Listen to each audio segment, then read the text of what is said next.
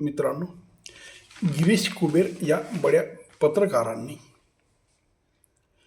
अन्यथा या सदरामध्ये महाराष्ट्र लोकसत्ता यात एक लेख लिहिला आहे.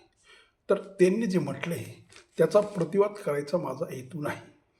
तर ते जे म्हणतात आणि त्यांनी ज्या गोष्टी या लेखात सांगितल्या आहेत त्या विशेष म्हणजे जम्मू काश्मीरबद्दल आहेत.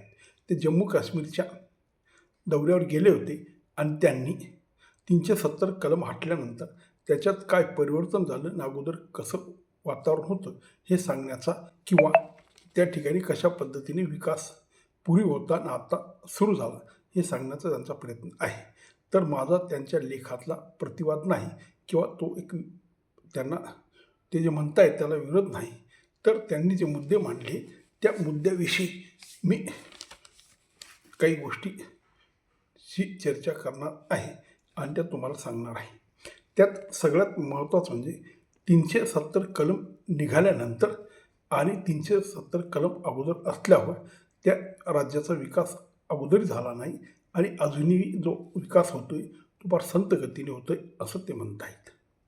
खरं म्हणजे 370 कलमचा दर्जा दिल्यामुळे त्या प्रदेशाची काही प्रगती झाली नाही आणि कलम काढल्यानंतर सुद्धा काही प्रगती झाली नाही असं ते म्हणत आहेत.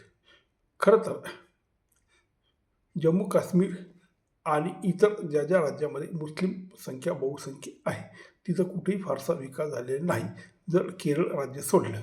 पण केरळमध्ये बहुसंख्य मुस्लिम नाहीत तर त्या ठिकाणी हिंदू आणि ख्रिश्चन बी आहेत आणि ते राज्य मात्र आज प्रगतीपथावर आहे.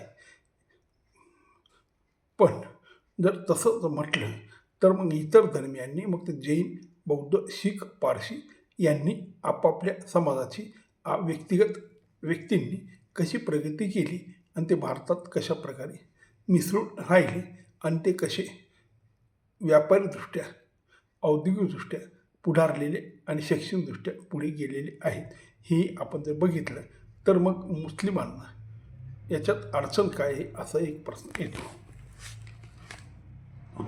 आता शरद तळवलकर या पत्रकारांनी त्या जम्मू काश्मीरला शापित नंदन म्हणून म्हटलं. खरं तर ते शापित नंदन नाही तर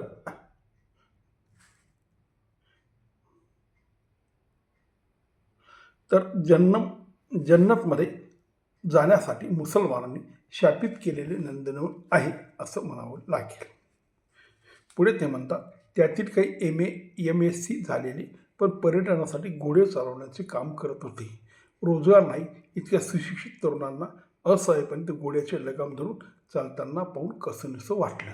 खरं आहे कुठल्याही सहृदयी व्यक्तीला मग तो कुठल्याही धर्माचं असो त्याला हे अशिक्षित लोक जेव्हा घोडे चालवण्याचं किंवा मजुरीसारखं एक छोटंसं काम करत असतील त्यांचा जो शैक्षणिक दर्जा आहे त्यांनी जे ज्ञान मिळवलं आहे त्याचा त्यांना जर चांगल्या नोकरीसाठी फायदा होत नसेल तर मग कोणालाही ते वाईट वाटेल. पण त्यासाठी आपण वाईट वाटण्यापेक्षा ज्या लोकांना वाईट वाटायला हवं त्यांना जर वाईट वाटत नाही तर आपलं वाईट वाटून काही उपयोग नाही असं माझं मत आहे. तसंच या विशेष दर्जाच्या पाशामधून एकदा का मुक्त केले की त्या राज्यात गुंतवणुकीचा ओघ मोठ्या प्रमाणात वाढेल, कारखानदारी येतील, व्यापार उद्योग सुरू होऊन त्या राज्याच्या अर्थविकास गती येईल असे बरेच काही आपल्याला सांगितले गेले. त्यातील काही म्हणजे काही प्रत्यक्षात दिसत नाही. एक पैसे गुंतवणूक त्या राज्यात झालेली नाही की उद्योगात तिथे काही रस असलेले दिसलेले नाही असं कुबेर साहेब म्हणतात. आता खरं याच्यामध्ये त्या ठिकाणी उद्योग आलेले नाही आणि त्या ठिकाणी व्यापारी वाढलेला नाही, फक्त पर्यटन बऱ्यापैकी वाढलं. आता पर्यटन जरी वाढलं तरी मध्यंतरी कमी झालं का जेव्हा पैलगावमध्ये निर्घुण अशा हिंदूंची मुसलमानांकडून हत्या झाली तेव्हा तिथं पर्यटन थांबेलच.